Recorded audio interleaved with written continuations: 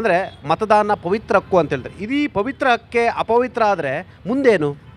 ನೋಡಿ, ಇದಕ್ಕೆ ಮೊದಲಿಗೆ ಜನಗಳು ಎಚ್ಚೆತ್ಕೊಳ್ಬೇಕು. ಮೊದಲಿಗೆ ನನ್ನ ವೋಟರ್ ಐ ಡಿ ಎಲ್ಲಿದೆ ಅಂತಕ್ಕಂಥದ್ದು, ನಾನು ಎಲ್ಲಿ ಯಾವ ಒಂದು ಕ್ಷೇತ್ರದಲ್ಲಿ ರಿಜಿಸ್ಟರ್ ಆಗಿದ್ದೀನಿ, ಯಾವ ಒಂದು ಕ್ಷೇತ್ರದಲ್ಲಿ ರಿಜಿಸ್ಟರ್ ಆಗಿಲ್ಲ, ಯಾವ ಒಂದು ಕ್ಷೇತ್ರದಲ್ಲಿ ನಾನು ಚೇಂಜ್ ಮಾಡ್ಕೊಂಡಿದ್ದೀನಿ ಅಥವಾ ನಾನು ಅಡ್ರೆಸ್ ಚೇಂಜ್ ಮಾಡ್ಕೊಂಡಿದ್ದೀನಿ, ಎಲ್ಲಿ ಯಾರು ಕಾಸ್ಟ್ ವೋಟ್ ಹಾಕ್ತಿದ್ರೆ ಅವ್ರು ವೆರಿಫಿಕೇಷನ್ ಮಾಡ್ಕೋಬೇಕು. ಇದಕ್ಕೆ ಮೊದಲಿಗೆ ಜನರು ಎಚ್ಚೆತ್ಕೊಂಡ್ರೆ ಈ ಥರದ್ದು ಕಳ್ಳು ಓಟು ನಡೀತಕ್ಕಂಥದ್ದಾಗಲಿ, ಇನ್ನೊಬ್ಬರು ದಾಖಲಿಸ್ಕೊಳ್ತಕ್ಕಂಥದ್ದಾಗಲಿ ನಡೆಯೋದಿಲ್ಲ. ಮೊದಲು ಇದಕ್ಕೆ ಜನರು ಎತ್ತೊಳ್ಕೋಬೇಕು ಅನ್ನೋದು ನನ್ನ ಭಾವನೆ ಸರ್. ತಮ್ಮ ಅಭಿಪ್ರಾಯ ಏನು? ಸೇಮ್ ಇದೆ ಸರ್, ನಮ್ಮದು ಅಭಿಪ್ರಾಯ. ನಮ್ಮ ವಾರ್ಡಲ್ಲಿ ಕೂಡ ಸೇಮ್ ಯಾವುದೇ ಎಲೆಕ್ಷನ್ ಓಟು ಸ್ಟಾರ್ಟ್ ಆಗಿದ ತಕ್ಷಣ ಕೆಲವರು ಬರ್ತಾರೆ, ಬಡಗೆ ಮನೆಯವ್ರು ಅವ್ರದ್ದು ಓಟೇ ಇಲ್ಲ ಅಂತ ಹೇಳ್ತಾರೆ. ಅಲ್ಲಿ ಲೀಸ್ಟಲ್ಲಿ ಹೆಸರು ಇರುತ್ತೆ, ಬಟ್ ನಿಮ್ಮದು ಇದರಲ್ಲಿ ಓಟ್ ಹಾಕ್ಬಿಟ್ಟು ಹೋಗಿದ್ದಾರೆ ಅಂತಾರೆ. ಇದೇ ಥರ ನೆಕ್ಸ್ಟ್ ನಡಿಬಾರ್ದು ಅನ್ನೋದೇ ನಮ್ಮ ಆಸೆ ಸರ್.